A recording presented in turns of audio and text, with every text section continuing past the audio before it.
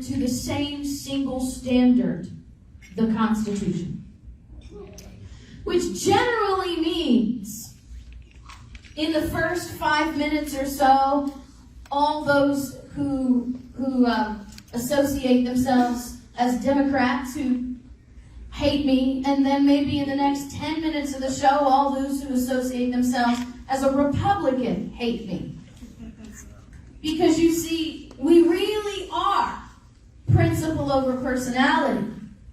Principle over party, truth over personality, because what we have in America is a declining political principle.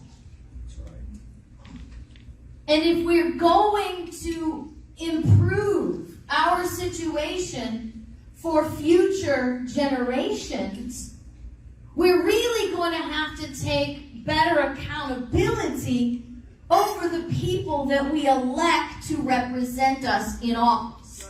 Mm-hmm. We need to stop electing people who represent political parties and start being concerned with electing people that actually represent people. Yeah. And so I realize that's uncomfortable in some places. I realize that's a threat to certain power holds of some people. But in reality, this decline of American culture, this decline in our constitutional understanding, is the product of a people who spend more time consuming government, being spectators in government, than actually being the government they're supposed to be. And so these are the kind of things that we do on the podcast. I'm always frequently reminding people that we are a teach show, not a talk show. So if you're wanting to tune in for entertainment and people who are just going to be giving you the mad rants and the popular talking points, we're not that show. So let me just let you know that's not what you're going to find there. So don't go looking for that. That's not what we are. Now, how many of you have heard me speak before? So you know I can get a little passionate. So you're guaranteed that that's going to come out in the show too. But, I'm not the guy that's always screaming at the audience. And I'm not the gal who's always slobbering over some politician. Because we are the government, and they work for us, not the other way around. Mm-hmm. So what we do at KrisAnne Hall's show is a vital source of news. Because how many have you seen the new quote-unquote conservative news channels pop up? And then they get wildly popular, and then all of a sudden they're just not so independent anymore. And you're hearing the same news wire talking points regardless of who you're listening to. See, that's the key. If you can go from one news program to another news program and hear the same sentences, you're no longer getting an independent channel. And so we have to learn to be discerning about that. We have to learn to be critical thinkers. And that's part of what we hope to teach at the KrisAnne Hall Show. Now, we also have an online education program called LibertyFirstSociety.com. It's where people come together who are serious about restoring liberty in America. Who's serious about restoring liberty in America? Yeah. Well, that's why we created LibertyFirstSociety.com. Because it is a society of people who are serious about being the solution for future generations. Not just keyboard warriors, not just social media ranters and complainers and almost trolls, but people who come together under an educational umbrella to actually learn how to get activated and how to successfully employ their time, their talents, and their resources. Because everyone has a role to play.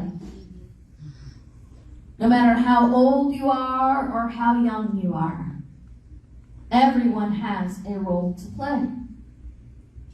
And that's what we do at LibertyFirstSociety.com. We actually have hundreds of homeschool students. So we teach American history. We teach the Constitution. We have some faith-based classes. My husband's going to be starting up some Russian language training because that's our background, the cryptologic linguist. I was a Russian linguist in the U.S. Army. And that's how my husband and I met. He was my Russian instructor.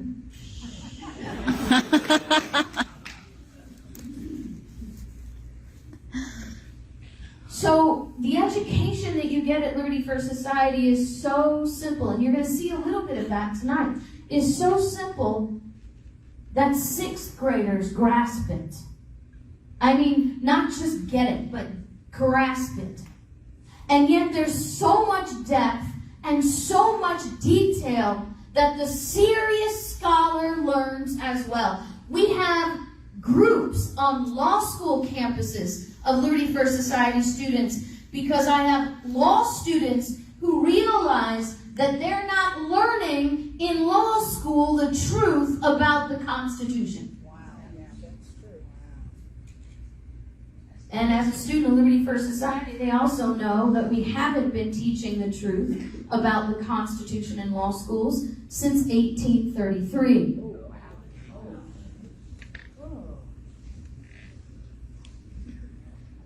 So, what I wanted to do today was sort of hijacked.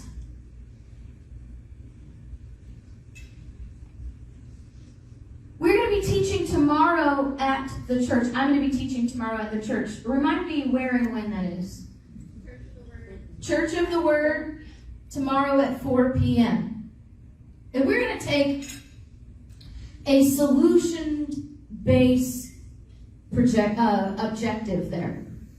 I'm going to show you not just what's wrong, but how to take what you have and move forward. What are the solutions to this?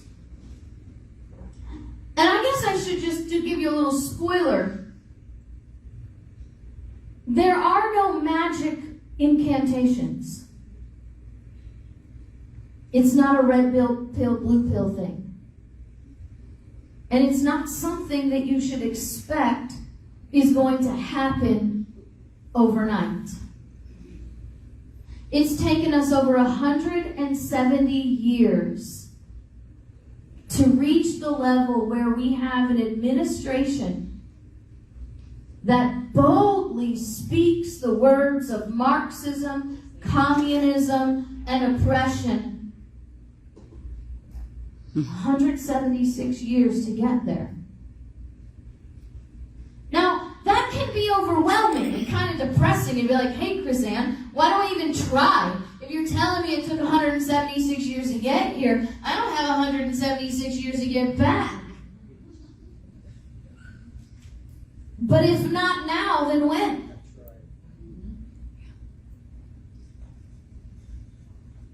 And I used to say, if not us, then who? But that question already answers itself. Because if it's not us, it's her. You see, that's how liberty actually works. Liberty is not a gift that you give to yourself. The liberty that we enjoy today, as a impeded as it may feel. The liberty that we enjoy today has been purchased by those who came before us. Mm-hmm. It is our job to not only maintain but to prosper liberty so that future generations have even greater liberty than we do today. Mm-hmm. Preach. And so it's not about making a utopia. It's about moving in the right direction. And it's about training up the generations behind us in the way that they shall go. So that when we're not here, they're not running around looking for Che Guevara and Margaret Sanger.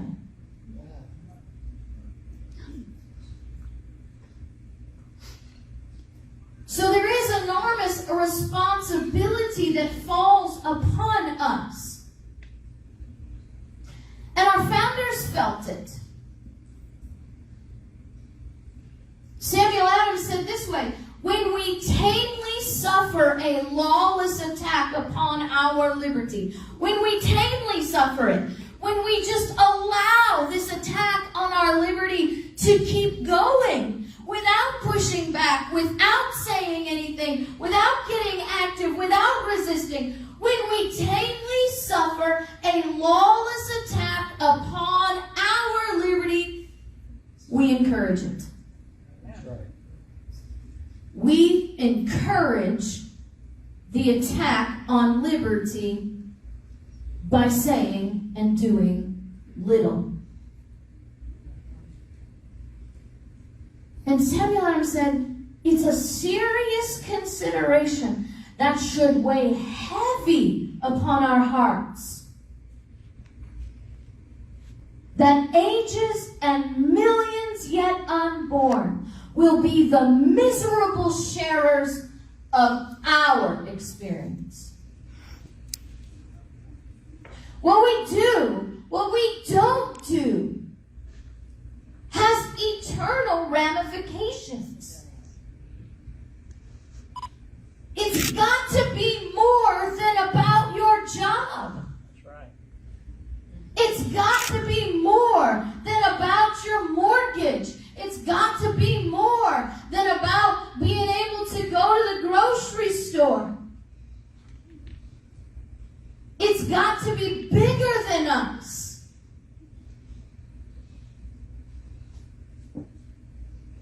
Because we are promised that it's always darkest before the light. As a historian, and as Patrick Henry said, I have but one lamp by which my feet are guided, and that is the lamp of experience. I know no way to judge the future, but by the past. You know what the future looks like when you study history. The first course that every student takes at LibertyFirstSociety.com is a history of the Constitution class that I teach. I call it the genealogy of the Constitution. How many of you have had it here? 700 years of history that created the foundations for our Constitution. In that 700 years of history, how much of what you see today was happening back then? All of it. Just generally or specifically? Specifically. So you learn from that 700 years of class exactly what happened over those 700 years is exactly what's playing out today. Why? Because human nature never changes. It's why Solomon said there is nothing new under the sun. So we have to be focused on the solutions. But before we can do that, we have to get a foundational education. And you know what I learned? dear friend in New York, we were chatting, and she said to me one day, you know what the greatest impediment to the restoration of American liberty is? I said, no, Barb, what is that? She said, the people don't know what they don't know. That's right. Yeah. Exactly right. We spend so much of our lives in an educational system that we leave thinking we know so much. I mean, we have to know a lot. We spent at least 12 years of our lives in school. I graduated from grade 22. Yeah.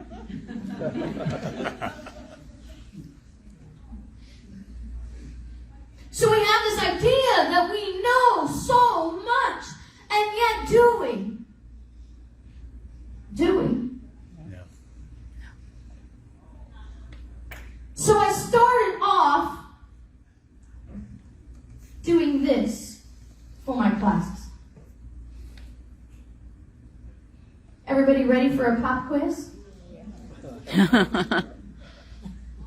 All right, there are rules.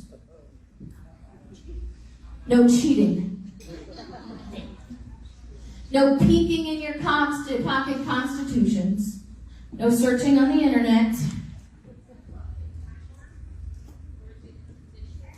And if you think you know the answer, don't say it out loud.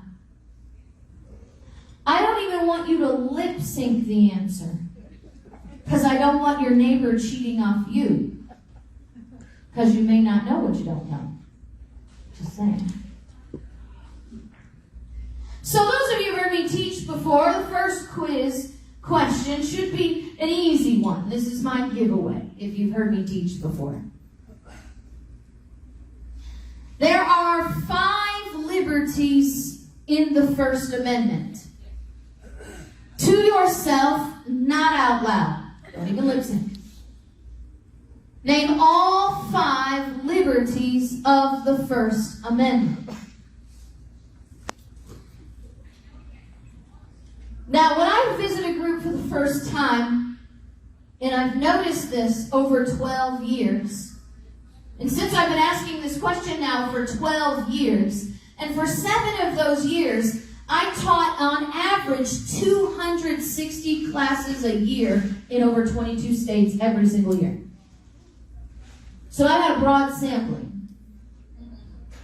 And since I started teaching it, there's been national polls and media and stuff that ask the same question. And you know what was interesting to discover? That they found what I knew from experience. That in any given group, 10 people, 3,000. Only 2% of the people present can name all 5 liberties. And that's why I started asking this question, because this is really important. If you don't know what you don't know, how do you move forward? If you don't know what your rights are, how do you know they're not already gone? And if you don't know what your rights are, that kind of tells me you're not busy exercising them. That's right.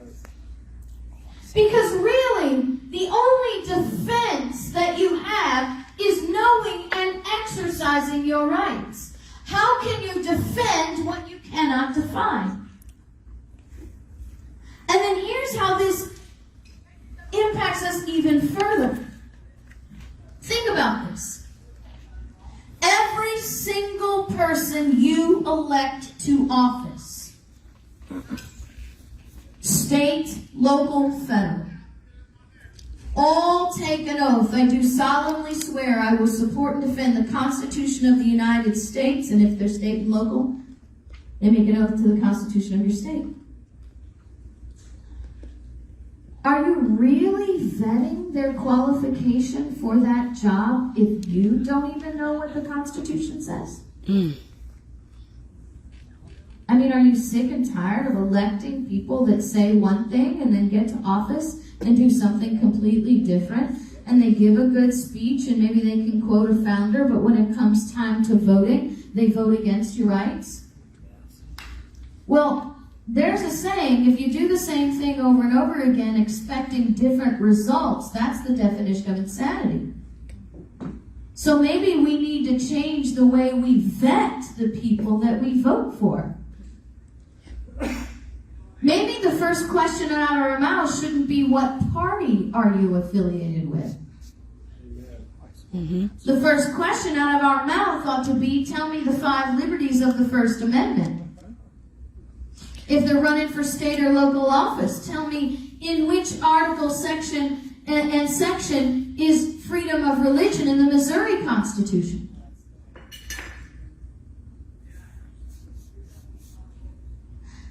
See, we've got to get serious about this. Because we've been deceived long enough. And now they think they've put the nail in our coffin with voter fraud. Because you see, they've successfully taught us for generations that voting is how we control government. No, it's not. Voting is not how we're supposed to control government. Voting is how we elect people that represent us in government. Controlling government is what we do every other day of every other year. Mm-hmm. And when we do that, we have to have an educational foundation to do that. But when we do that, voter fraud becomes really irrelevant. Because you see, when we acknowledge that voting is not how we control government, then we also can acknowledge that it doesn't really matter who wins, because we're going to do the same thing no matter who wins. Mm. You see, if the candidate that you were supporting in the election didn't win, that's not the time that you huff in your chair and say, well, I guess I'd better get ready and find a new candidate. No, that's the day you say, all right, well, I got to be in their face every day. I got to remind them of their duty. I got to remind them of their obligation to me. And I got to remind them that there's consequences for what they do every single day. We have a friend in Pensacola, Florida. I'm sorry, not Pensacola. In Panama City Beach, Florida, who single-handedly has taken down a long-standing corrupt city government. And he did so by doing what each of us should be doing. See, he wouldn't have had to sacrifice so much of his life and his time to do this if everybody in the community was working together to do it.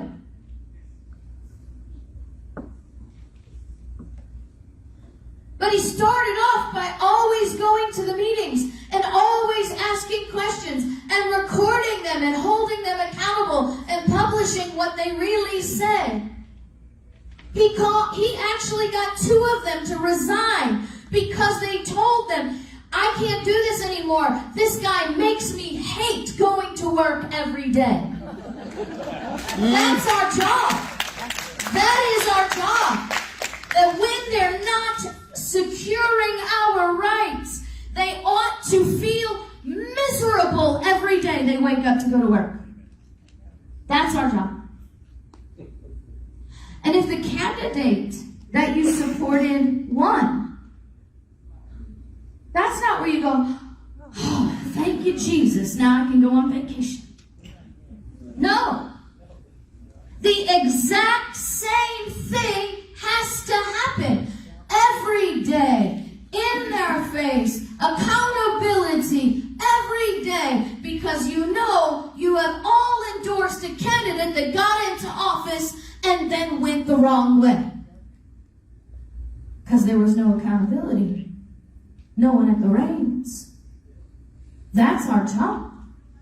That is our job.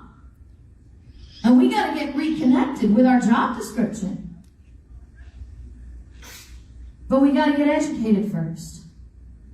Because I also have a suspicion after 12 years of teaching and 12 years of people talking to me and 12 years of understanding how people work, there are many, many, many people out there who know things are running badly.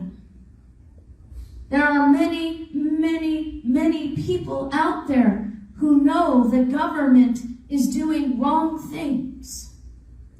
But those same many, many people lack the knowledge to have the courage to stand and say something about it. They feel it's wrong. They know it's wrong, but they're intimidated to say anything because they don't have the foundation, because they're afraid if they stand up and say something that they'll be booed down and humiliated.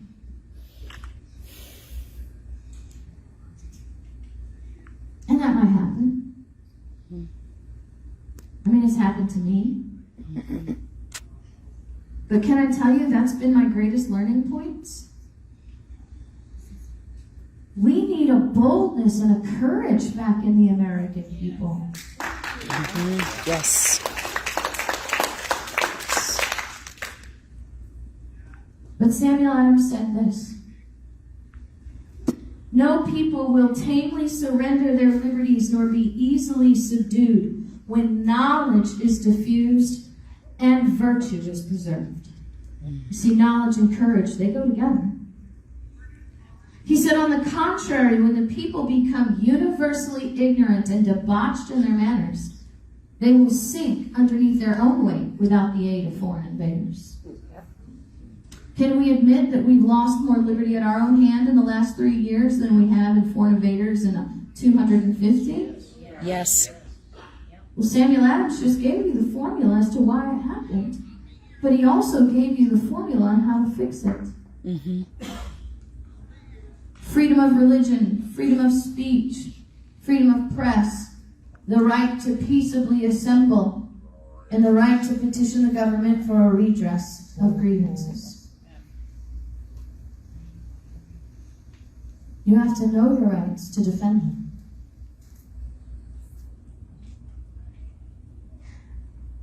The first man to knowingly give his life sacrificially for our independence from Great Britain was not Nathan Hale.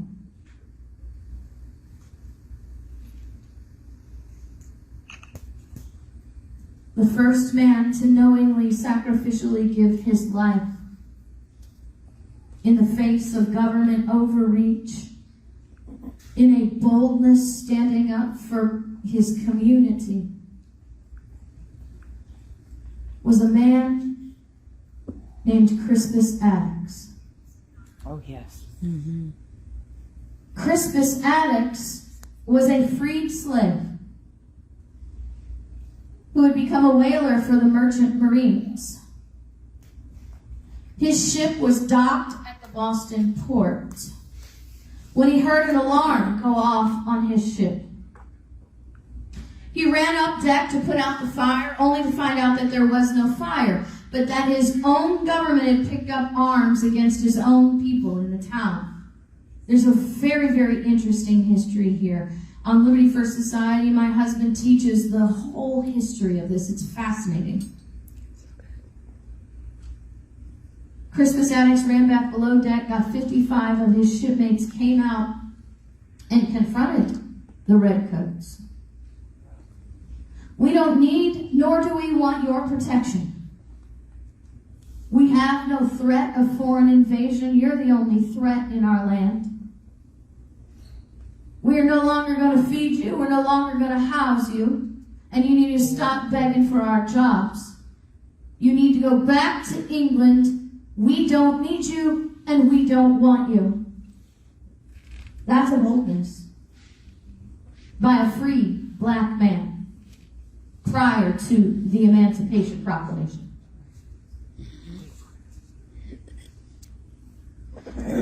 Crispus Attucks was fired upon and died in the Boston Massacre. And until July 2nd, 1776, the Boston Massacre would be celebrated annually to honor those people. There was actually a poem written about Crispus Attucks. Honor to Crispus Attucks, who was leader and voice that day, the first to defy, the first to die, with Maverick, Carr, and Gray. Call it riot or revolution. His hand first clenched at the crown. His feet were the first in perilous place to pull the king's flag down. His breast, the first one rent apart, that liberty's stream might flow. For our freedom now and forever, his head was first laid low. Call it riot or revolution or crowd or mob as you may. Such deaths have been the seed of nations. Such lives shall be honored forever. The Boston Globe reports that more people turned out for Crispus Attucks' funeral than they had ever seen before. Over 10,000 people turned out to honor Crispus Attucks. And yet the CRT Society would have you believe that Crispus Attucks didn't even exist. That there were no free people until our Savior, the federal government, made them so.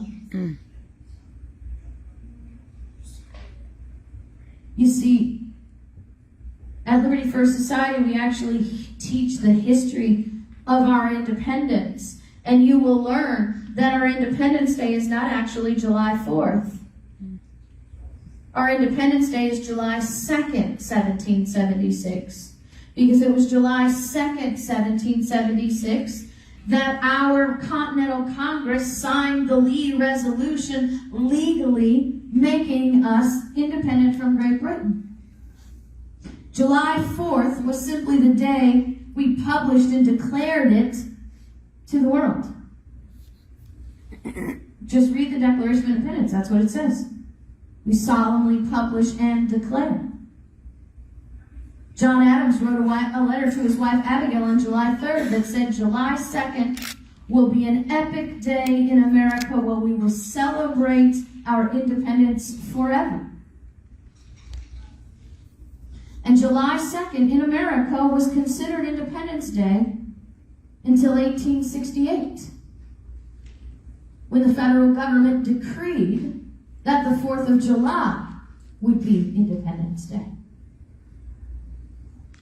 See, it's the small foxes that spoil the vine. It's the little deceptions that lead to large ones later.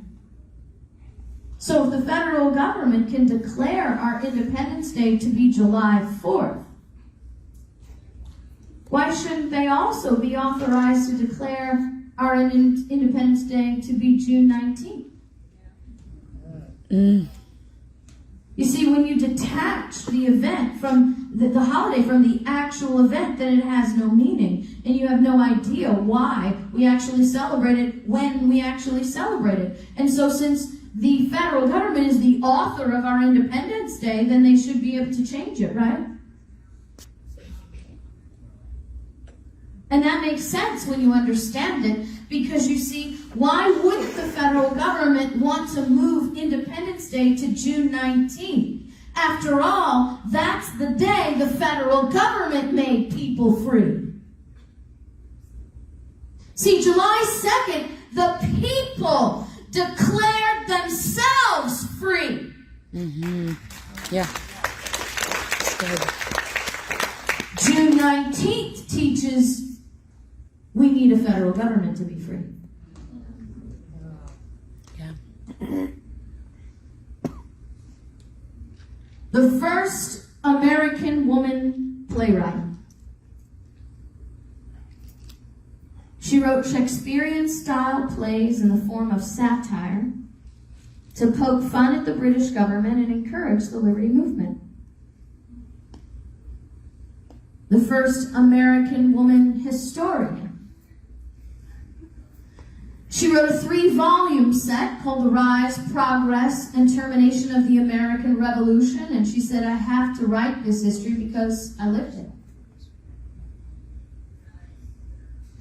The first American political advisor, first American woman political advisor, was an advisor to James Madison, George Washington, John Adams, to the men that we call the fathers of our country. She was their advisor. And she's all the same woman. First American woman playwright, first American woman historian, first American political advisor. Her name is Mercy Otis Warren. How many of you is the first time you've heard of Mercy Otis Warren? How is that possible in a 2022 society where every third commercial is about lifting up women and empowering women and glorifying women? Why wouldn't our history books be glorifying, be recognizing, be commemorating the woman who held 3 American firsts all at one time? Perhaps it's because she doesn't fit the CRT narrative, because she doesn't fit the feminist narrative, that she doesn't fit the idea that women of this time were weak, powerless victims of overbearing, misogynistic husbands. I tell you what, the women I know from that day, if you had gone up to them and said that to them, they'd have slapped you down. Mm-hmm. It was these women who held the defense of their cities while the men were off at war. It was the women who built the homes and kept the families together and ran the farms while the men were off. And it was the women the British soldiers declared to be their greatest threat. A lieutenant writing General Cornwall said, "Sir, we may defeat these men, but we'll have all we can do to defeat the American women." And yet, from top to bottom, from the late Ruth Bader Ginsburg down to the kindergarten teacher, we teach that women were irrelevant, powerless, and not honored in the foundation of America. Mm-hmm. So much so that I read the dumbest things in writing. I actually read an article the other day in a scholarly magazine talking about the travesty of the fact that women are not mentioned in the Constitution. Excuse me, that is stupid, because men are not mentioned in the Constitution either. The word is people. And if you don't think women are people, that sounds like a you problem, not a me problem. Amen. But you see, we got to know what we don't know. And these might be just little trivial facts, but they should indicate to us how lacking our education has been. How lacking. So what I wanted to do today, now remember tomorrow at 4 o'clock, we're really going to get into some practical application learning. But you see, we have been hit in the current events realm with a barrage of misinformation and disinformation about the things that have been happening around us. So I thought thought that I would do today a little fact checking for you. A little fact checking of the mainstream media and your politicians, just to help you out. You see, not just simply so you know the facts, so you can discern who is lying to you. Because I have also discovered that many people don't know who's lying to them. I'm still, and I always hesitate, but if you haven't figured out, I'm a kind of plain-spoken person, and I just call them like I see them. Anybody offended by that? No. Well, if you are, I'm sorry. It's just the way it is. I'm absolutely stunned by the number of people that still spend all day watching Fox News. Mm-hmm. I mean, I'm flabbergasted. There's no truth that comes out of there. It's all propaganda. And it's been that way for a very, very long time. I have a class on the Ready First Society. We're going to get just a little bit of snippet of it today, about presidential powers. And in that class, I play a clip from Megyn Kelly when she was on Fox. And she had a Fox expert on, and they were talking about the power of the president. And the Fox expert, he's the conservative guy, right? So he must be a real expert. Said, well, it's just, what can we do? When the founders created the office of the president, they created an office with an enormous amount of power. And the president has a great deal of autonomy to do what it is that he does. And Megyn Kelly said, yeah, you're right. Now, what you don't hear on the recording is my head exploding. No, baby, it didn't really explode.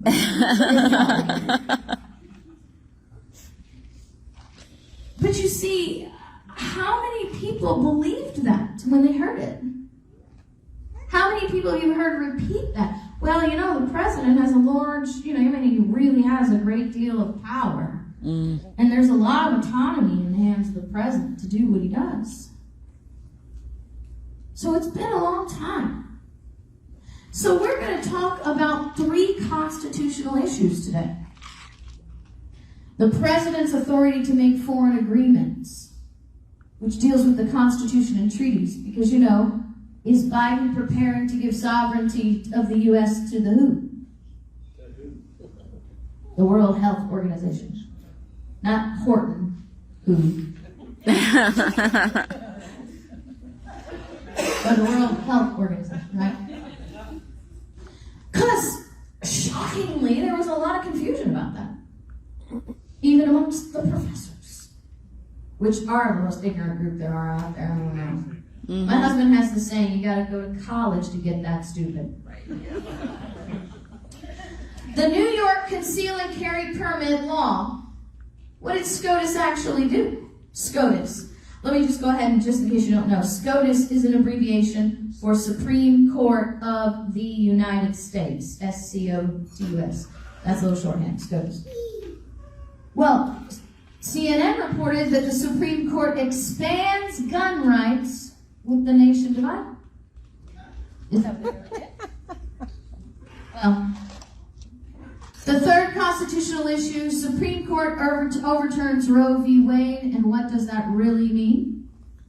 Another news article, Supreme Court overturns Roe v. Wade, ending 50 years of federal abortion rights. These are very important issues, but they're actually more important than most people understand. Because what really happened in these things is not what everybody's talking about. And what really happened,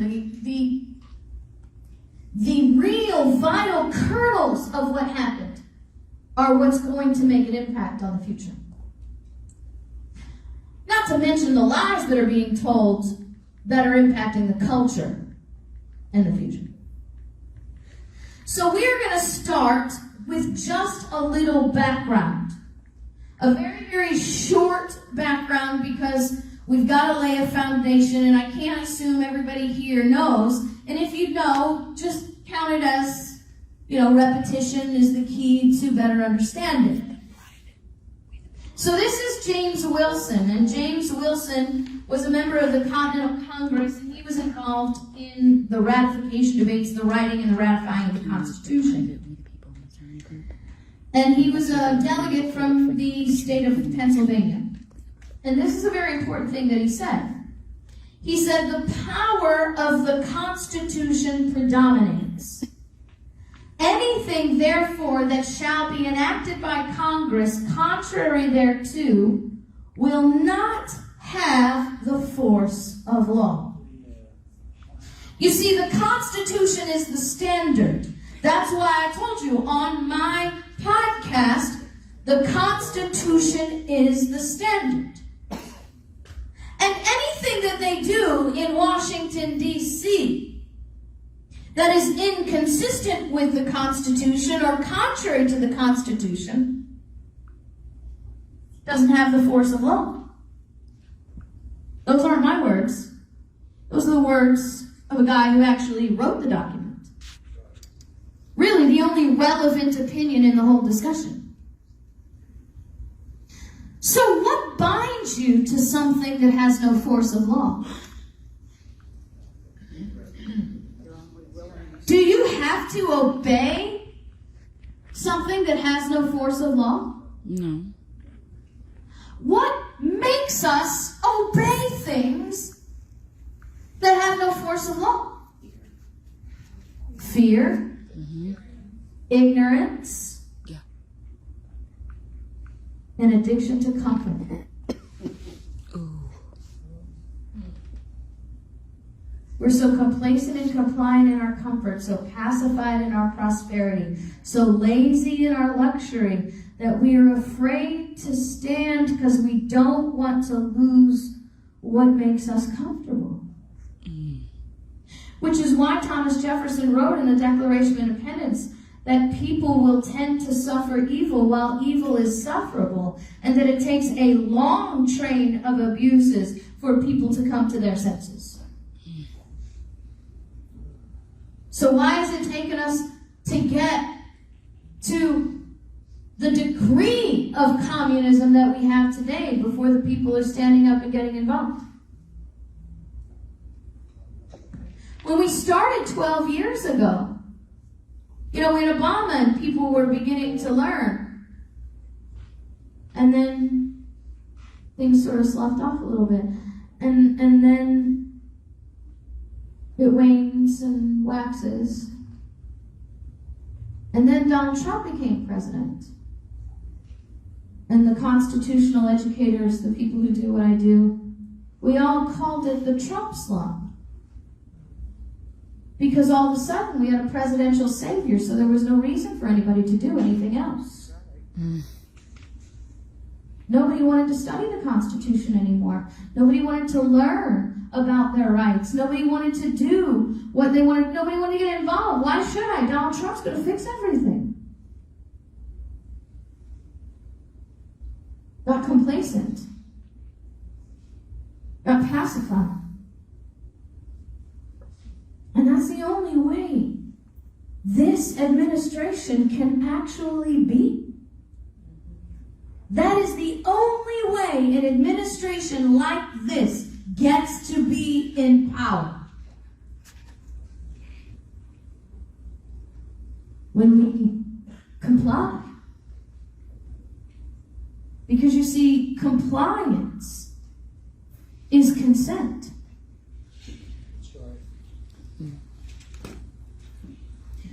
Alexander Hamilton said it the same way in Federal 78. He said, there is no position which depends on clearer principles than that every act of a delegated authority, contrary to the tenor of the commission under which it is exercised, is void. Now, that's a lot of words to say. If government is doing things contrary to the drafter's intent, their authority is void. And then Hamilton, sort of just breaks it down, bottom shelf, and says, look, guys, this is what I'm saying. No legislative act, therefore, contrary to the Constitution, can be valid. See, we can't just read this. We got to be this. It's got to be who we are. It's got to get in us that deep that we're able to say, hey, I don't see any authorization in the Constitution for the federal government to regulate my firearms. So your regulation of my firearms, regardless of whatever you do to justify it, is invalid. It is void. It does not have the force of law. And the only thing that gives it force is my compliance. So guess what? I am not going to comply. Amen. Yeah. I mean, it's got to be in you. It's like that. Because you see, things don't change until the I will not comply turns into the we will not comply.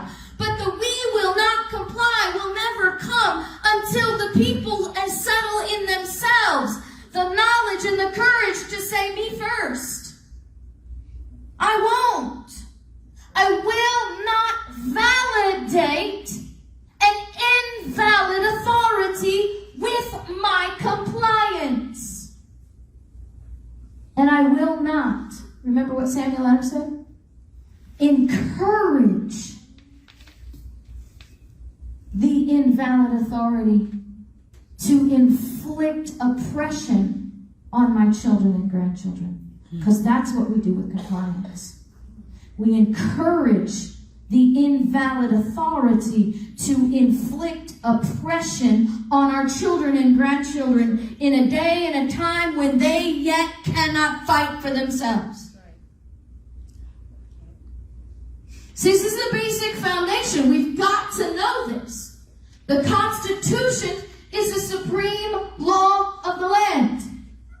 Anything outside the Constitution or contrary to the Constitution is null and void. And guess what?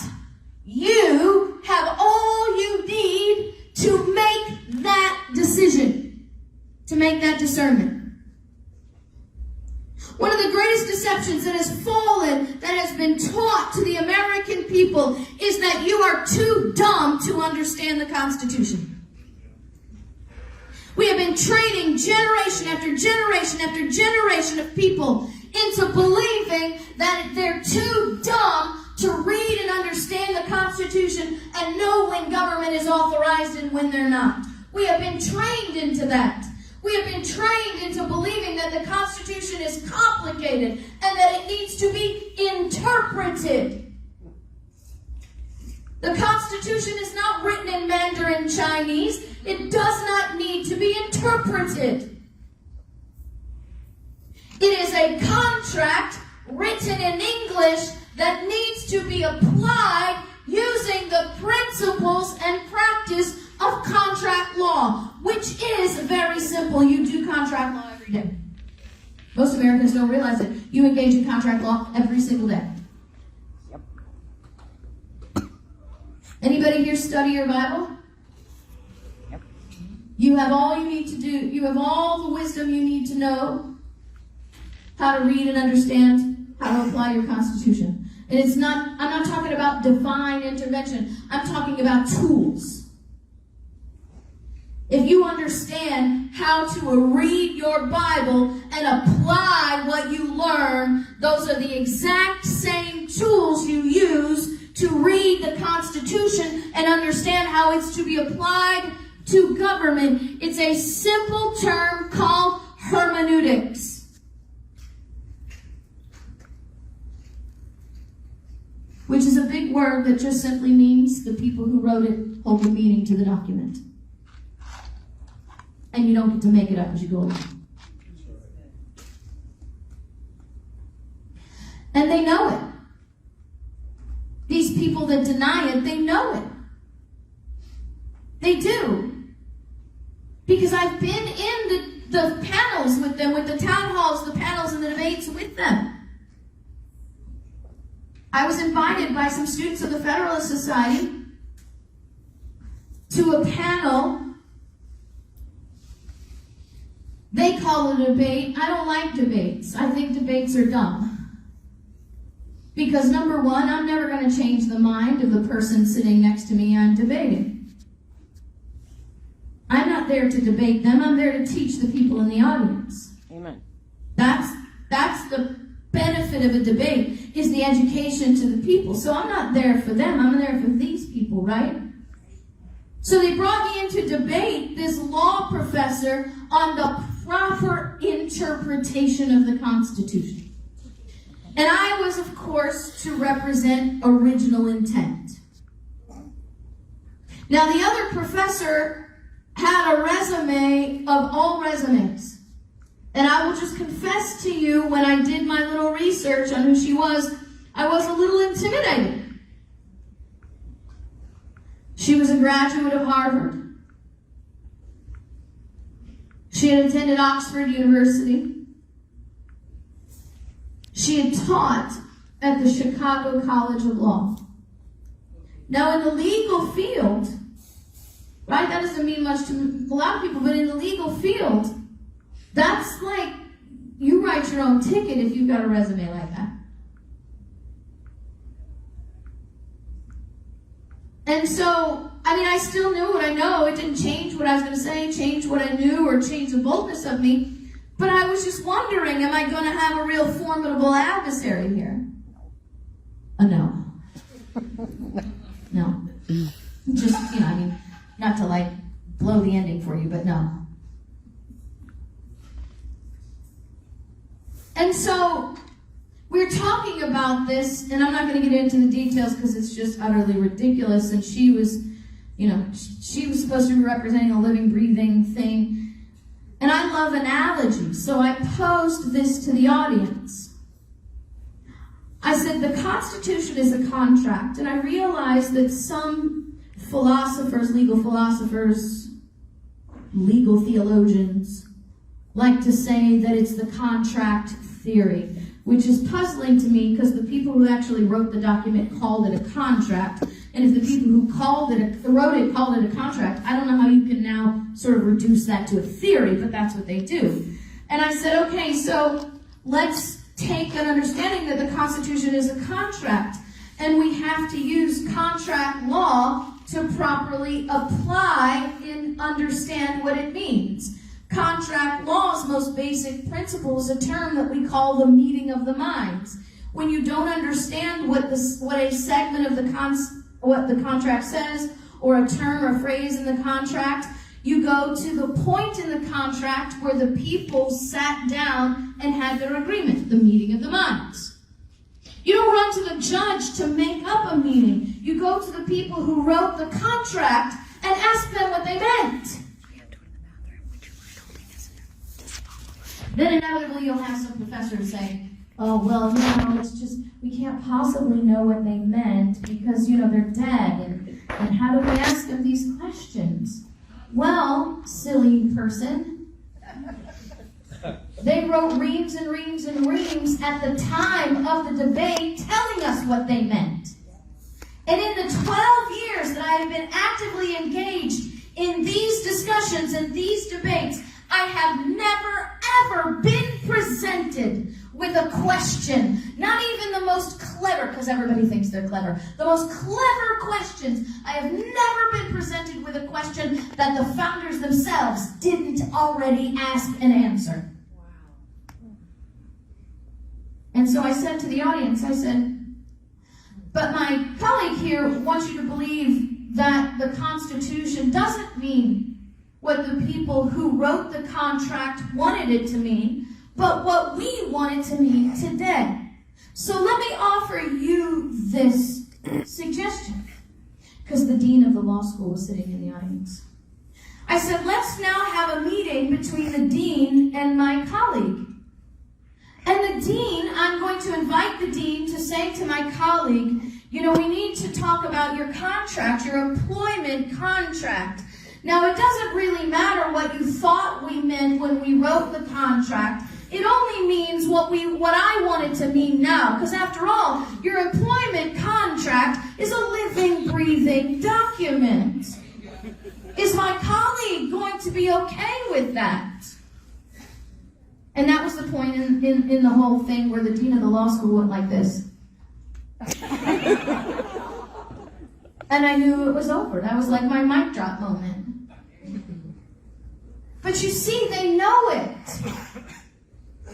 But they have to keep you from knowing you can know it too. Because it's your ignorance about how government and how uncomplicated government really is designed to be. Do you know government is only complicated because they don't follow the Constitution? Absolutely. If they followed the Constitution, it would not be complicated. So these are the basic things we need to know. The Constitution is the supreme law of the land. Anything outside or contrary to the Constitution is null and void. And you know what's really interesting? There's actually a section in the Constitution that says this. It's strangely enough called the Supremacy Clause. The problem is, we're actively teaching people that the Supremacy Clause doesn't say what it says. Right? So you get these things. Like you Google Supremacy Clause, this is what you get. The Supremacy Clause establishes the Constitution as the supreme law of the land. Federal law supersedes state laws when a conflict exists. Did you catch that? So they say, okay, the Supremacy Clause establishes the Constitution as the supreme law of the land. It does. But then the next statement is, federal law supersedes state laws whenever there is a conflict. So what they're trying to teach you is that when the state law conflicts with the federal law is automatically supreme. That's not what the Supremacy Clause says. Here's another one. They get clever. This is what we teach the children. The Supremacy Clause is a letter of laws. See how it rhymes? So on the top rung, you have the U.S. Constitution. On the bottom rung, you have federal laws and treaties. On the third rung, you have state constitutions, then state laws, and then local laws. That's not what the Supremacy Clause says.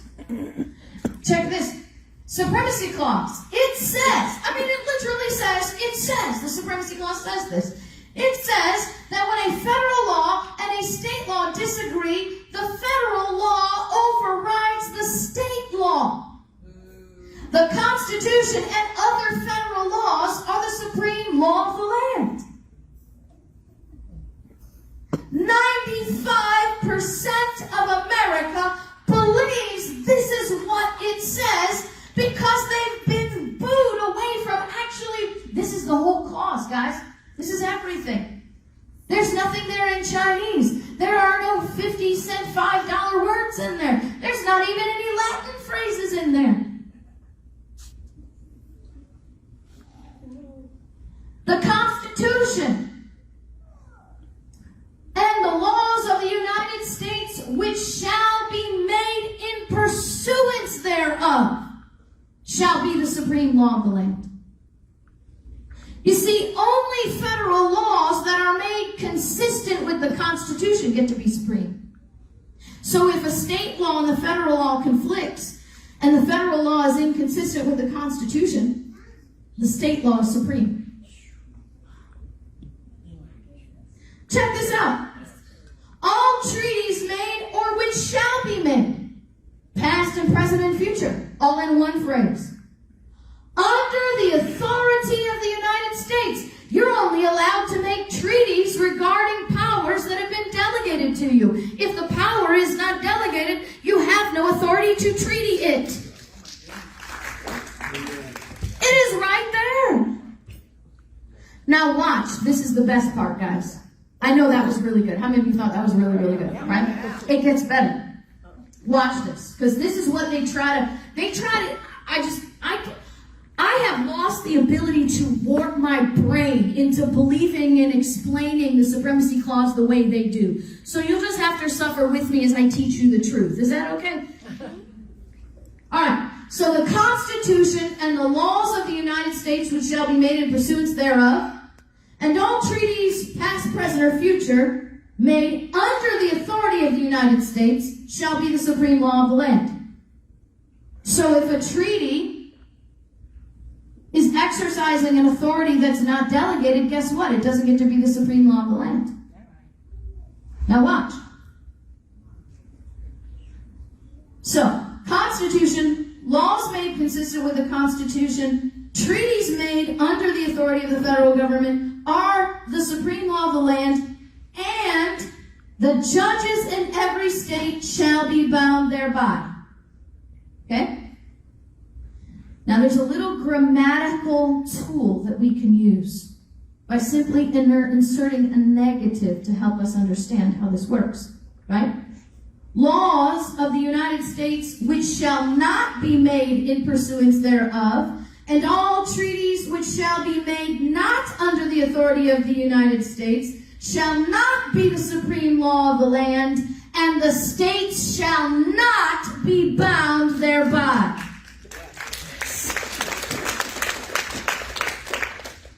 Because I'm pretty much thinking that's what James Wilson said. They lack the force of law. It's what Alexander Hamilton said. They're null and void. They are invalid. Because it is the Constitution that is supreme. Not only is the Constitution supreme, but the federal government is limited and bound by it. It is a limited, specifically delegated authority. This is James Madison in Federalist 45. The powers delegated by the proposed Constitution to the federal government are few and defined. Few and defined. We put them in a box. James Madison, as Representative James Madison for his district in the state of Virginia in 1792. I, sir, have always conceived, and I believe those who proposed the Constitution conceived, it is still more fully known and more material to observe that those who ratified the Constitution conceived. You see, James Madison, 1792, saying it's fully known. How is it fully known? Because they wrote it down. Because they wrote it down. They wrote down everything they meant. They wrote down everything they said. How does Madison know that? Because he was the one that wrote it. He was the note taker. He said, I, sir, have always conceived, and I believe those who proposed the Constitution conceived, it is still more fully known and more material to observe that those who ratified the Constitution conceived that this is not an indefinite government, but a limited government tied down to specific powers. If it is not specifically delegated and enumerated, it is not an authorized power. The federal government is not delegated health care. That's right. It is not their authority. Any authority over health care is invalid. It is null and void. They are not only not delegated an authority over our firearms, we have a Second Amendment that specifically forbids their involvement. And I don't care what the Supreme Court says. The Supreme Court was not designed to be the authority on the Constitution. This is usually something that I reserve for my higher level classes, but I think you guys can handle this. How many branches of government did our Constitution create? 3. Legislative, executive, and judicial. So we can all agree that the judicial branch was created by the Constitution. Right? So how does it make any sense that the creation of the Constitution gets to define the meaning of the Constitution? I mean, what exactly is the limit of a power when The one who is created gets to define its own power. And that's what we do when we decide that the Supreme Court is the ultimate arbiter of the Constitution. Because they're not. That's not who they were supposed to be. And if you want that depth, you have to go to Liberty for Society and take my judiciary class. We're not going to do all that today. But the Constitution is the standard. And federal laws and regulations are only supreme when they are made in pursuance to the Constitution. Do you know there are over 100 executive agencies? And about 95 of them are completely and totally unconstitutional. 95% of everything the federal government does is completely outside their authority. So how do they do it? Because we comply. That's correct. Because we consent. Because it gives us comfort. It gives us stimulus. And it allows us to be left alone until it doesn't. And that's where we are. Because I'll just be totally honest with you. The kind of government I want is the kind of government that has so little authority I never even know it's there.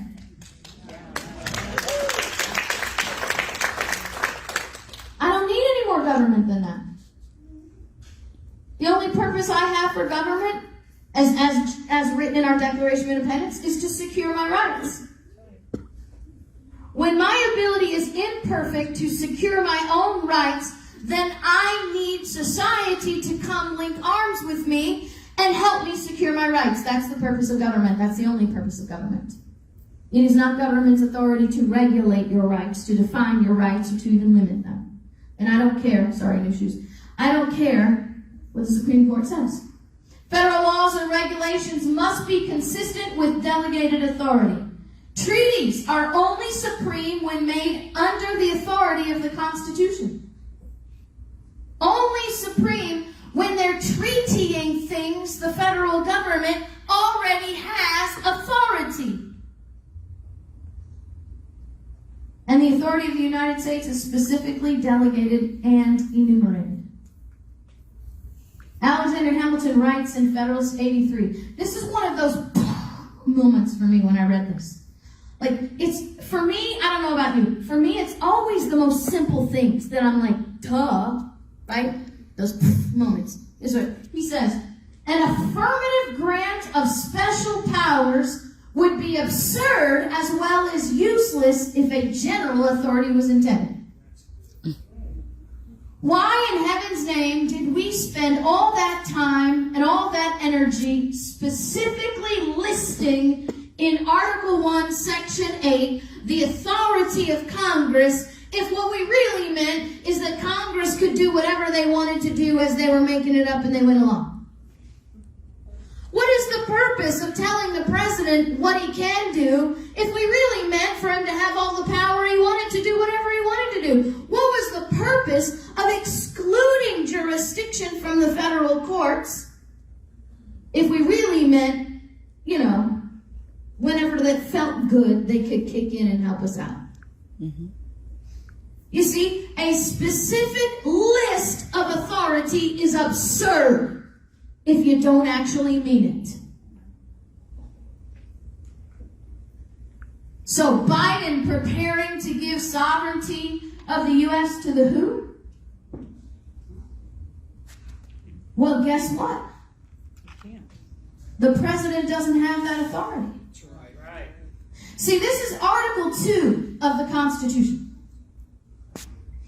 Article 2 is the complete chapter on the office of the president. The complete chapter. The 12th Amendment just simply talks about his election. The 25th Amendment came later. But when you're talking about delegated authority, it's just Article 2. And you know what's really interesting? Because it looks like it might be a lot. But guess what?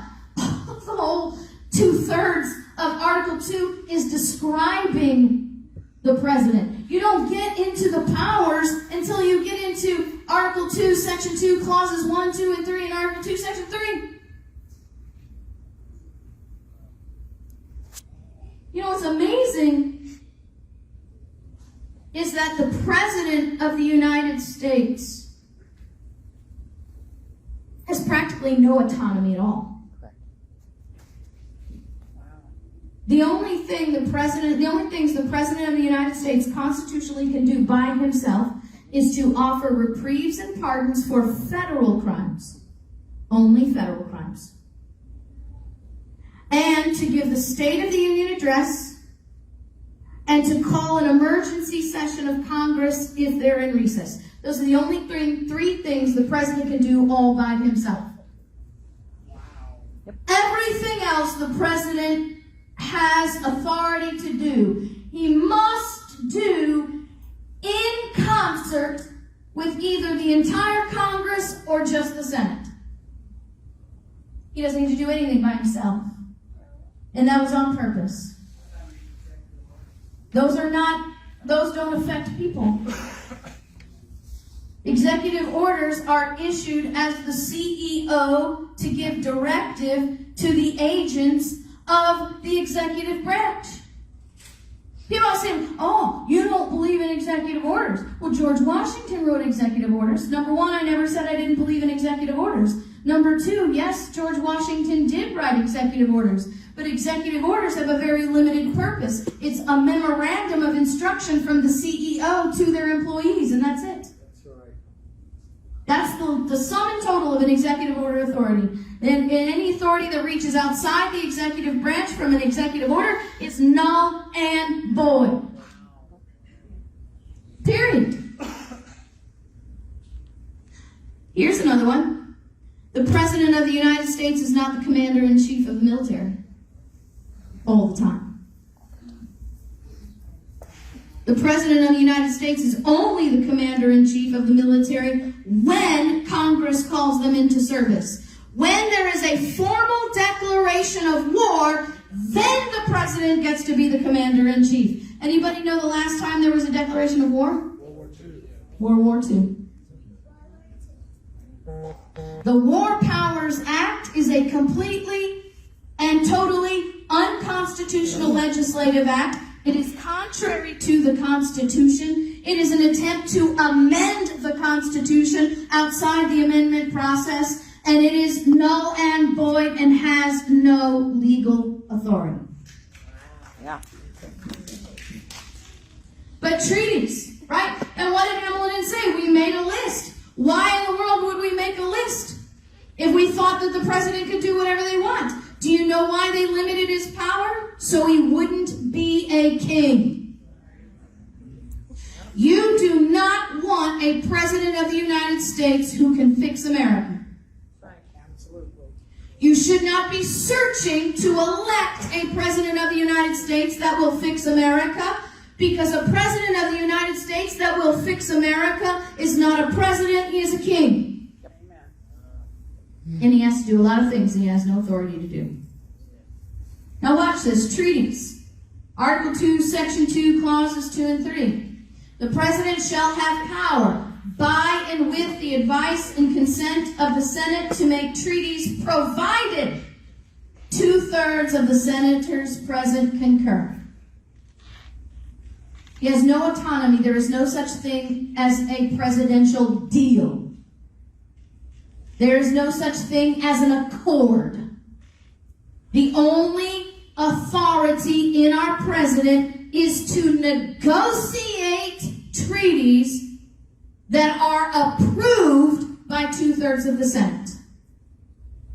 If the negotiation is not approved by 2/3 of the Senate, it is not a treaty. If the powers negotiated are not amongst the delegated authorities of the federal government, even if 2/3 of the Senate approves, it is not a treaty. Check out what Jefferson said.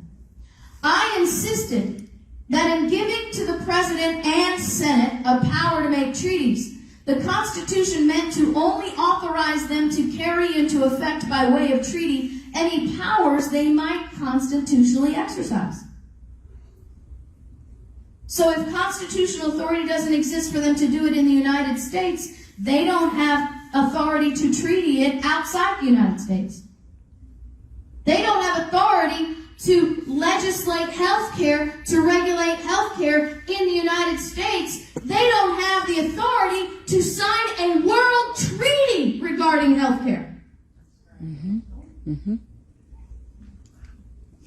By general power to make treaties, the Constitution must have intended to comprehend only those subjects which are usually regulated by treaty and cannot otherwise be regulated. It must have meant to accept out of these rights reserved to the states, for surely the President and Senate cannot do by treaty what the whole government is interdicted from doing in any way. Every treaty must have 2/3 Senate approval, and it must be consistent with specific enumeration and delegation of authority. The WHO agreement is not 2/3 Senate approved. And there is no specific authority delegated to the federal government to dictate or regulate health care. And the only thing that gives the WHO treaty validity and authority is compliance. Because it does not come from the Constitution. And that's why you need governors who know this. Because it's the governors and the state legislators and the sheriffs who have the duty and the authority to stand up and say, we will not allow this to be enforced in our state and in our county. Because it is null and void. The WHO agreement is not a treaty. It is not under the authority of the United States. Therefore, it is not binding on the states. Everybody see that? Yes. All right. So New York Rifle v. Brewer. How many of you are familiar with hearing this in the news? The conceal and carry law that was overturned by the Supreme Court. I'm sure you saw the headlines. Supreme Court expands gun rights with nation divided. Well, did they? Well, let's look. This is so you can see what it looks like. The New York State Rifle and Pistol Association, Inc. et al. V. Bruin, Superintendent of New York State Police. This decision in the majority was written by Clarence Thomas. What this decision does, I just have to, I sigh because my husband says that I'm a contrarian. I said, why do I have to be a contrarian to speak truth? Why is it when I tell you what really happened, that makes me a contrarian? Because I don't like being the wet blanket.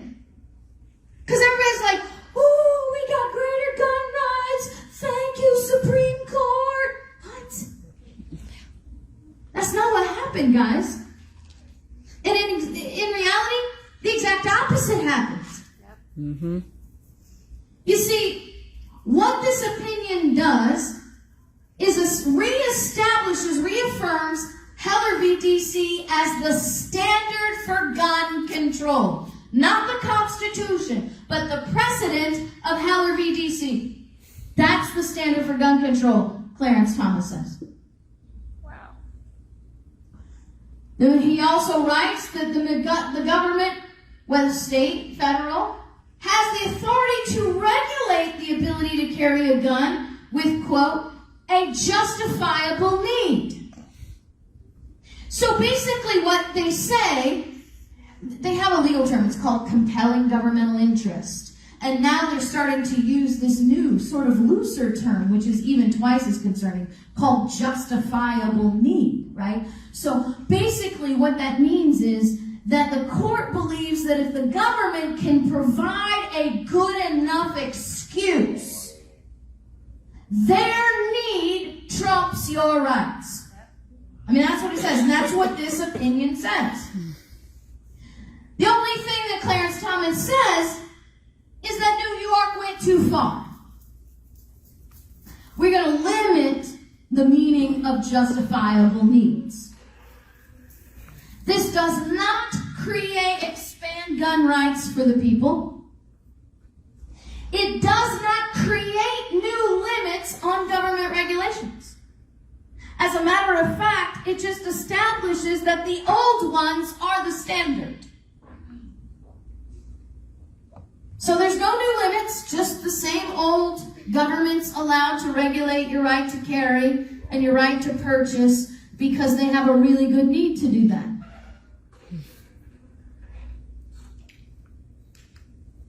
This is Justice Kavanaugh who wrote in his concurring opinion. First,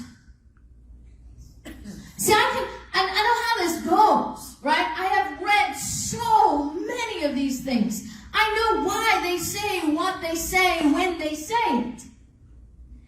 And you can't get around the fact that they're politically influenced. Oh, yeah.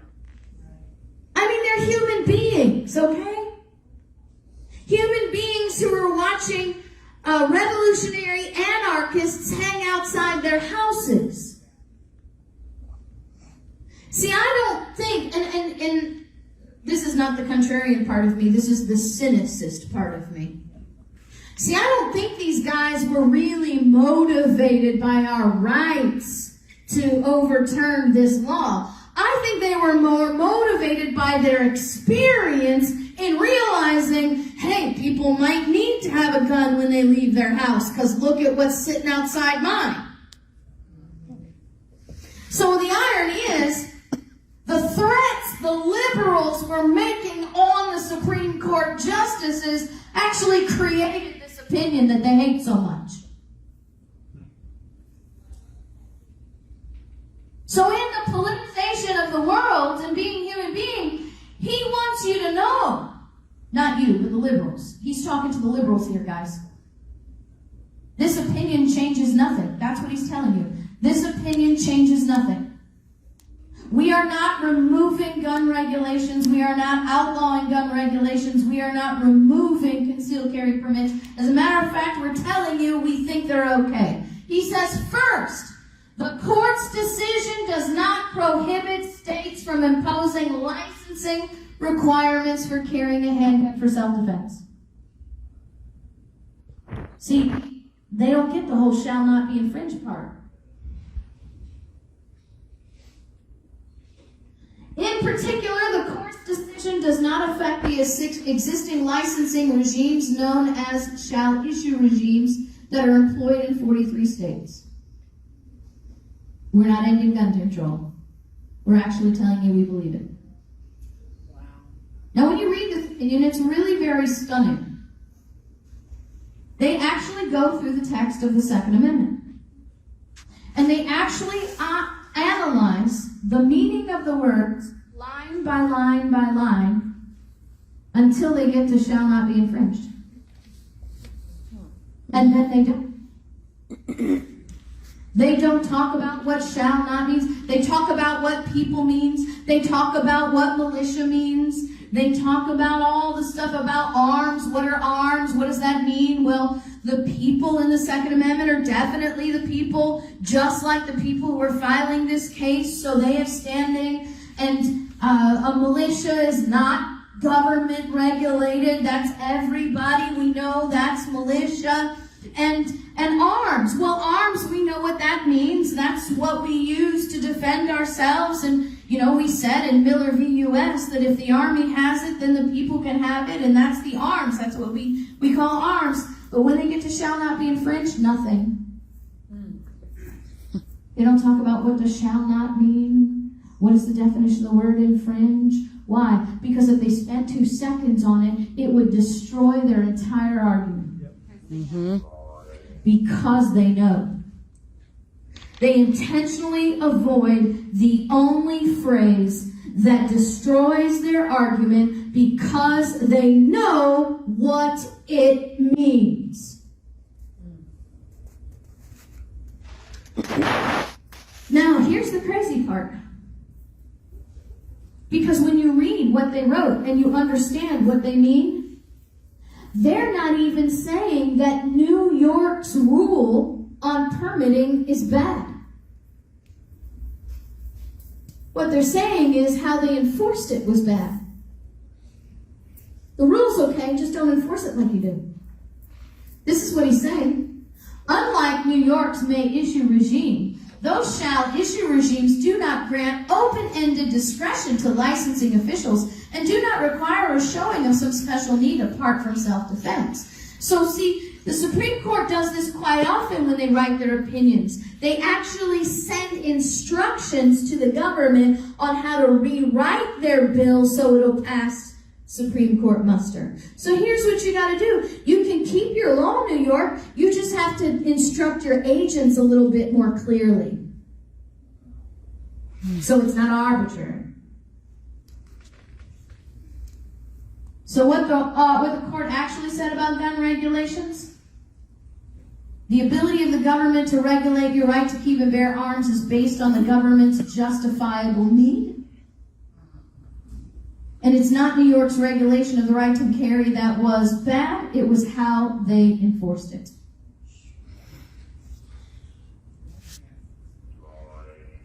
And it's not rocket science, guys. Anybody hearing this? Yes. Are you hearing this on the news?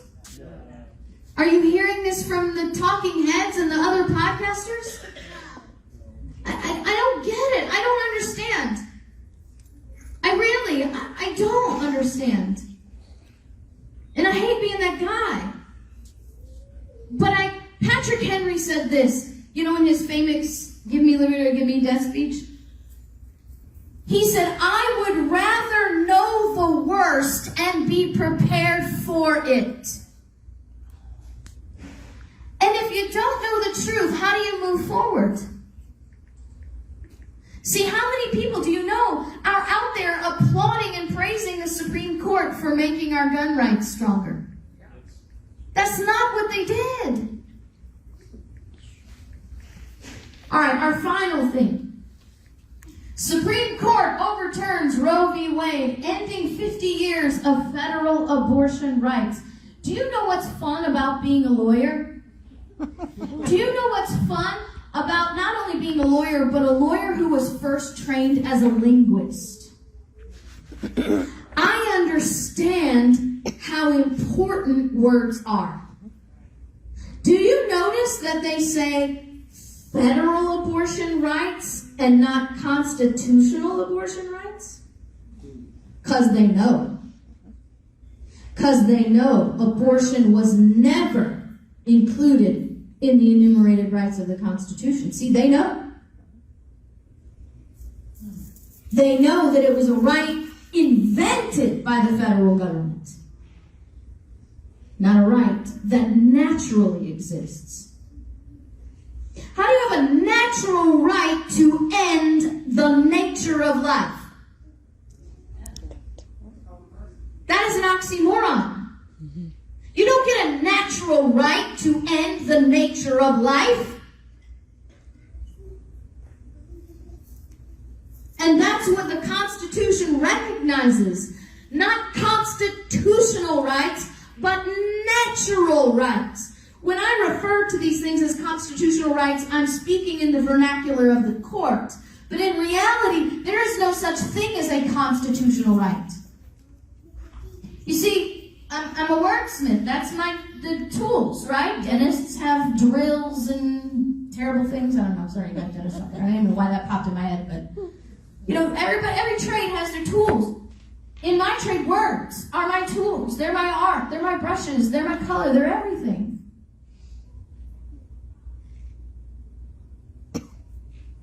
Constitutional. That suffix AL means to be derived from. When you say constitutional rights, what you're saying is your rights are derived from the Constitution. The only reason you have rights is because the Constitution gives them to you. That's what constitutional rights means. But that's an impossibility, Because your rights preceded the Constitution. The Constitution was written as a result of your inalienable natural rights. They're natural, A-L, because they are derived from the laws of nature. And in the right to keep and bear arms, just a little bonus for your educational dollar, exists a natural right. Samuel Adams said this: among the natural rights of the people are these: first, life; second, liberty; third, property; together, number 4, with the right to defend and protect them in the best means possible. Your right to keep and bear arms is a natural right derived from the first law of nature, the duty of self-preservation.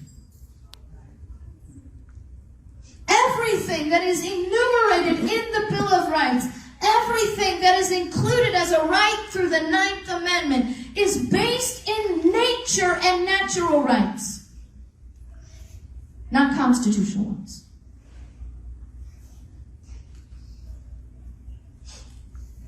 That's what it looks like. You should get used to reading them. You won't know how to vet judges if you don't read the opinions. So what does this opinion do, and what does it not do? Well, this opinion was written by Justice Alito. And this is where I pause in confusion. Why is there an attack on Clarence Thomas over this opinion when he didn't even write it?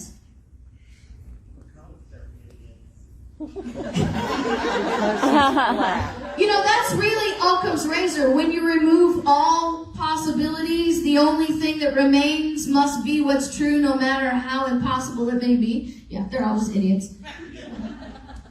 So what does this do? This opinion recognizes. Pay attention to my words. Recognizes. It does not declare. It does not decide. It does not create. This opinion recognizes that abortion is not a federal issue. See, that's the most important thing that comes out of this opinion. The single most important thing that comes out of this opinion is that the Supreme Court recognizes that abortion is not a federal issue. And you're going to want to know that. Because right now, every politician is campaigning on it. Nancy Pelosi's already been giving her little eloquent speeches. Sarcasm. About how you got to get out to the polls and we're going to pass legislation to undo what the Supreme Court did. Hey, Nancy, the Supreme Court said it's not a federal issue, which means Congress can't legislate it. No, that's legislation. You codify through legislation. When they said it's not a federal issue, it's not under congressional purview to legislate.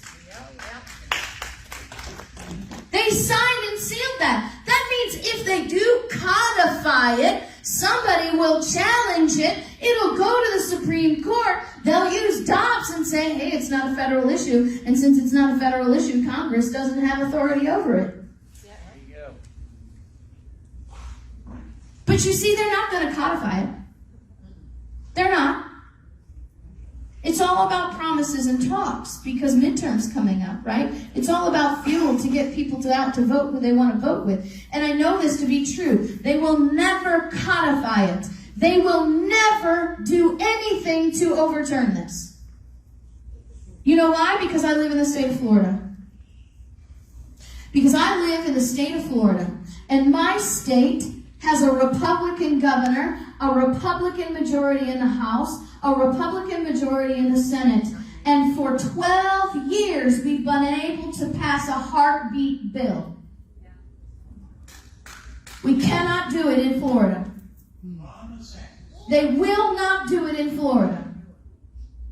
Do you know why? Because once they pass the legislation They cannot campaign and finance their campaigns with the issue.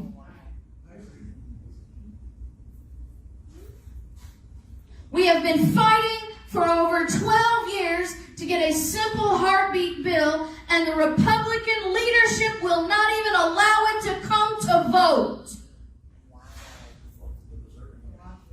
In a Republican majority and a House and a Republican majority Senate. Why? Because if they pass the legislation, then they can't campaign on it anymore. And now the Democrats have a golden cow. Endless coffers flowing at them on a promise that they will never fulfill. So the best thing this does is it says abortion is not a federal issue by showing, number one, abortion is not enumerated in the Bill of Rights, and abortion, number three, abortion does not fit under the 14th Amendment as an unenumerated right. This is really awesome. This is one of the best things that comes out of this opinion. Because the federal government has been using the 14th Amendment to siphon all the power from the people in the states to the federal government. It's been like this black hole of unlimited authority. Everything falls under the 14th Amendment. Therefore, everything is a federal power. And this time the court set a standard and said, guess what? If there is not a long-standing history of and we're not talking 60 years, a long-standing history of society recognizing something as a natural right, then it doesn't fit under the 14th Amendment. If they keep this up, you could possibly see a lot of lawsuits coming forward and a lot of power being stripped from the federal government.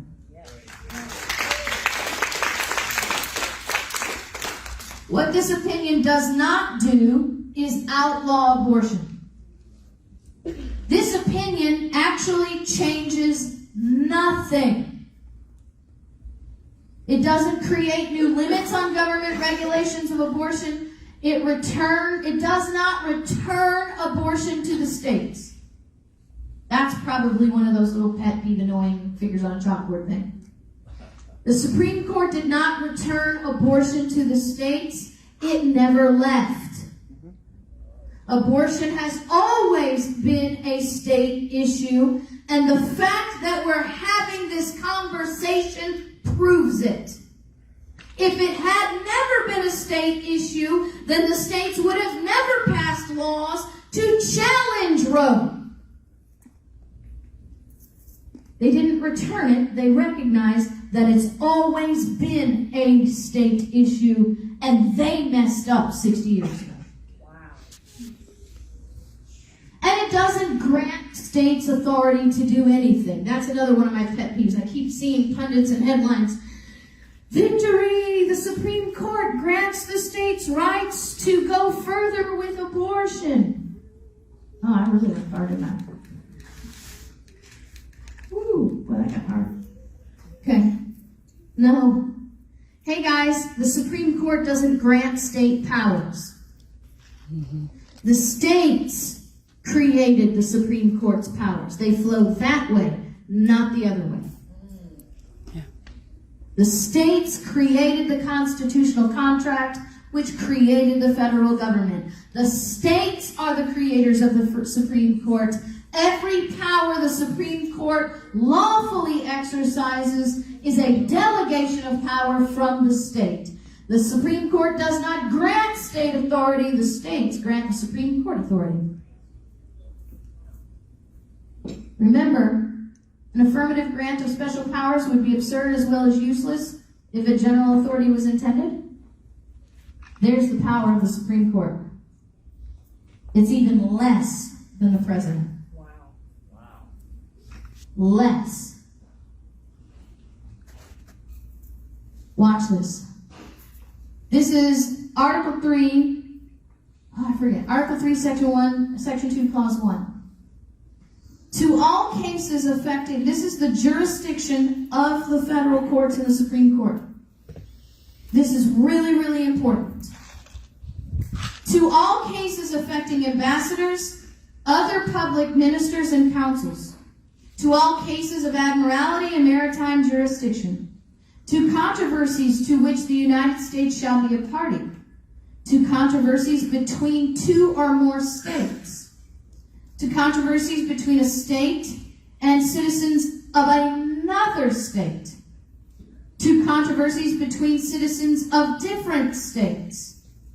To controversies between citizens of the same state claiming land grants under lands under grants of different states, and to controversies between a state or the citizens thereof and foreign states, citizens, or subjects. That is the total jurisdiction of the federal government's courts right there. Nothing more, nothing less, nothing else. Does anybody see what is conspicuously missing there?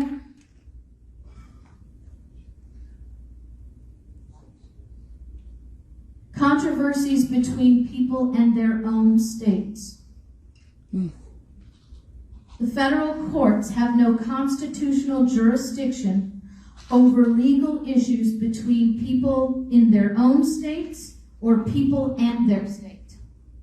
Everything internal to a state is specifically outside federal jurisdiction. The foundation of this assertion is that the national judiciary will have no jurisdiction of state issues, and of course they will remain determinable as heretofore by the state courts only, and in the manner in which the state constitutions and the state laws prescribe. The great mass of suits in every state lie between citizen and citizen and relate to matters not of federal cognizance. The judiciary of the United States is so constructed and extended as to absorb and destroy the judiciaries of the several states, thereby rendering law as tedious, intricate, and expensive, and justice as unattainable by a great part of the community as in England, and enabling the rich to oppress and ruin the poor. You see, this is why Madison says, okay, George Mason is saying, look, you cannot give the federal court all this jurisdiction. You will make legal matters so unattainable to the average person that they will be completely deprived of their property and rights, just like they were in England. Madison says, no, wait, that's not possible, because the great mass of suits in every state lie between the citizen and citizen. They're not federal issues. So the majority of the legal issues will remain in the states, where they will be handled locally. And that's why Article 3, Section 2, Clause 1 eliminates federal jurisdiction for internal state issues. So this does not happen.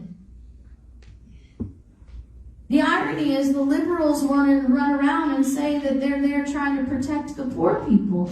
But every time they create another federal issue, they're actually engaging in the rich to oppress and ruin the poor.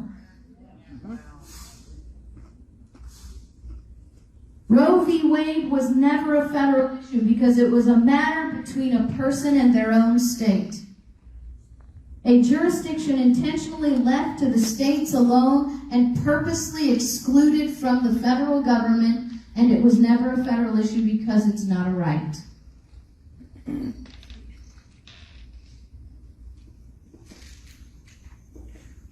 You had a smattering of three courses at LibertyFirstSociety.com. The power of the purse, presidents or kings, and the judicial power classes.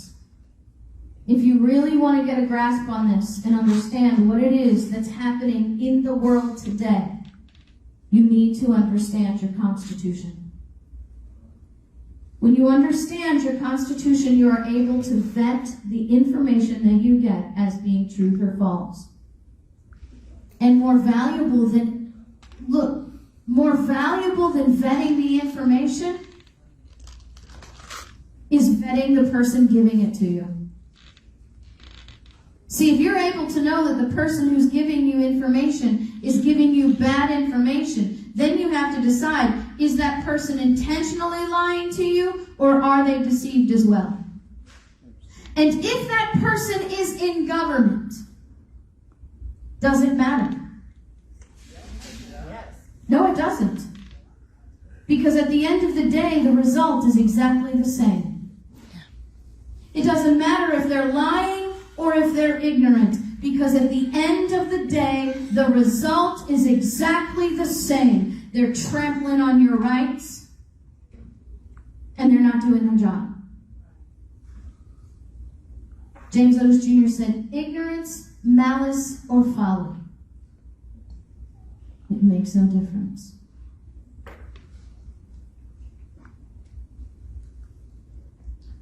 So I was going to show you a video, but you already saw this. How many of you have seen our video non-compliant? Oh, we've got some people. All right, how many of you have not seen our documentary non-compliant? All right, I'll show you the trailer really quick.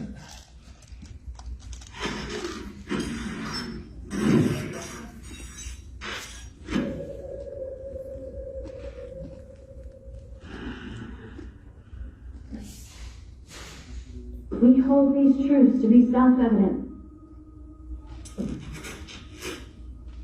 That all men are created equal and endowed by their Creator with certain inalienable rights. We have a power, and we've raised a spoiled, brat, representative government that needs to be taken to the woodshed. Are you satisfied with the government that owns you?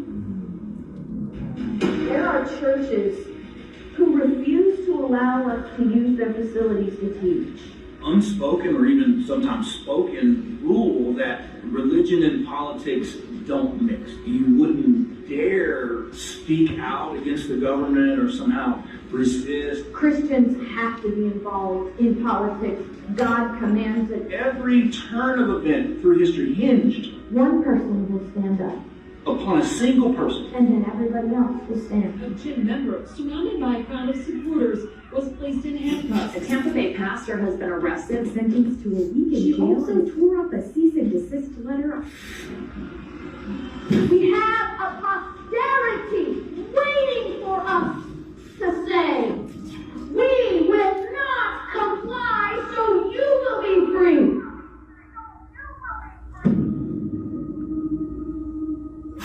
We have a chance to fight without bloodshed. But every time we comply, we establish a future where our children will not have that option. Noncompliantmovie.com is a non-profit movie, which means it doesn't cost you anything to watch it, and it doesn't cost you anything to share it. But what will it cost you to not have this information? And so we want to encourage you to go to noncompliantmovie.com to watch the movie, to share it. It's all over. There are people posting it all over. It's posted on YouTube, on somebody's channel. You can go to YouTube and watch it. I don't know who it is. I don't have a YouTube channel anymore. They kicked me off, so that's why I didn't post it there, but nonetheless. Now, we are about to release this October the sequel to Non-Compliant, which is conveniently called Non-Compliant 2. The Sheriff. This documentary, in the same style, how many of you learned a lot from Non-Compliant? I mean, was it inspiring as well? I mean, because that was what we were hoping for. Well, now we take the education about the role and the duty and the purpose of the sheriff, and we bring it to you with the same kind of impact. So watch this trailer for our Non-Compliant 2. I've got a voicemail on the church phone. The voicemail was from the New Mexico State Police, and the officer said that New Hope Revival Church is non-essential and must shut down. I knew I needed to connect with the sheriff. I knew it was the chief law enforcement of the region. I remembered getting to attend a KrisAnne Hall seminar in Albuquerque. And she had talked about the Shire Reeves. And I said, listen, I want to know if you'll stand for godliness. And he looked me right in the eyes and he goes, Pastor, I will defend you, even if it means I got to go to jail myself.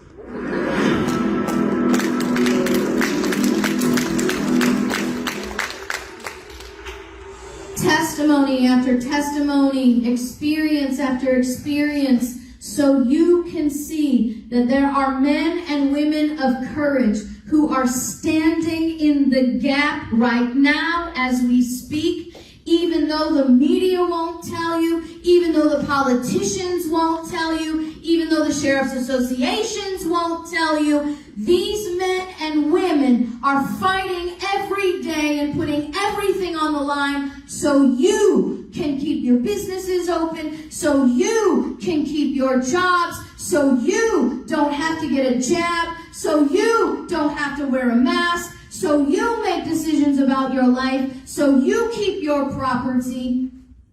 They're doing it. And we need to encourage and educate others to do it too. I'm telling you what, I have never been more encouraged in my life for the future of America. Never in my life have I been more encouraged. The number of people that are standing up, the number of people that are getting educated, the revival of courage in America, I have never seen. It's absolutely amazing. We've been teaching for 12 years. I told you, 260 classes in over 22 states, 7 of those years before the lockdowns. I am now going back to places and teaching the children of the children I taught 12 years ago. Mm-hmm. We are raising generations, and we're watching people stand. And I'm trying to tell you, don't look at what you see on the TV. Don't look at what you're being told, because you're not being given the whole truth. People are standing, communities are coming together, and people are doing it now. And it's growing. It is growing. There is a growing movement of young people. I know what the media and the politicians throw in front of your face every day. Those people, those young people, are a minority. The overwhelming majority of people, and I'll tell you, from 9 to 25, are people who love America, who are getting educated, who are understanding more than we were ever given the opportunity to understand at their age, and they know what's important, and they're already ready to make a stand. I know, I have one. I have more than one, actually. I have a 16-year-old son, and all his friends work for me. That's awesome. And I will tell you, just in his circle, don't come to Tampa with that stuff. Because it's not going to work. And it has absolutely nothing to do with who the governor is. It has to do who we are. Continue your education with LibertyFirstSociety.com. You can actually just put your camera on that little QR code, and it will bring you to the website. It will be the best membership that you have ever had. You can give it as a gift membership. We have dozens of classes. We add more all the time, and we are going to promise you that we will always give you original source information. And that's the only thing that you can really rely on. So let me ask you, did I teach you something today? All right. Did I empower you with something today? Are you inspired to do something today? Great. Well, then I have all that I can ask for. I want to thank you guys for bringing me out here again. This is my old stomping grounds. I grew up in North County. I graduated from Riverview Gardens High School. I went to college in Carlinville, Illinois. My father lives in St. Charles, and I grew up in Delwood. So I'm a homegrown girl, but I will tell you, I like living in Florida. A little warmer. I do. It's warmer and it's more, I like the humidity. It's not humid enough here for me. And I like to be able to drink my air. And I like the fact that in, what is this, June? I like the fact that in March my swimming pool was 92 degrees and it's not heated artificially. Yeah. So again, guys, I know we've had a long night, but I hope that it was valuable to you. You guys have value in what you got. If you support us, we would be greatly appreciative. You can support us by going online and having a membership. You can even donate. If you donate at noncompliantmovie.com, your donations are tax deductible. And everything you donate goes to our film producers. They are charging us nothing for this, guys. Nothing. Anybody here ever made a documentary? The editors can charge $1,500 a minute. And they're charging us nothing. They're doing it by faith that we will send all the donations to them. So anything you donate at noncompliantmovie.com is tax deductible, and we will send it on to them. I also have a table full of books over there. How many of you think our kids need to be learning more about truth in their Constitution? Well, we got a children's book over there. We have got 2 children's books over there. And we also have my book, Sovereign Duty. We'll teach you about the sheriff, teach you about your right to keep and bear arms. We'll teach you about the contract that the states made to create the limited and defined federal government and much, much more. Now, we usually charge $15 a piece and 4 for $50. But you guys are the lucky beneficiaries of the fact that we had some health issues and I couldn't come this week. So what I'm going to do for you guys is give you a deal of 3 for $30. So $10 for a book if you buy 3 for $30. And let's see how many of them we can get sent out there so I don't have to have them shipped home. Mm-hmm. Yeah. And again, don't forget, tomorrow, 4 p.m., Church of the Word. How many of you can think of at least 3 people who should have been here with you today? Yeah? So invite them to come tomorrow, 4 p.m., and I guarantee it will be something completely different, but just as powerful. Do you want to come up and... Okay, yes, ma'am. So you're in a room full of leaders here? Yes. These folks are across the entire state of Missouri. If we wanted to show this, a lot of us meet at least monthly, some of us weekly. If we wanted to start showing this, certainly pay for your Liberty University. Is there a way we can do that and show it at our meetings each week? Absolutely. Absolutely. You can. We have groups all the time. Just contact us and okay, my husband handles that part. I have no idea how it works. But if you contact me, and I will get you to my husband with the right information, and you can disseminate to the leaders on how they can form their own Liberty First Society study groups. And we'll get you guys set up that way.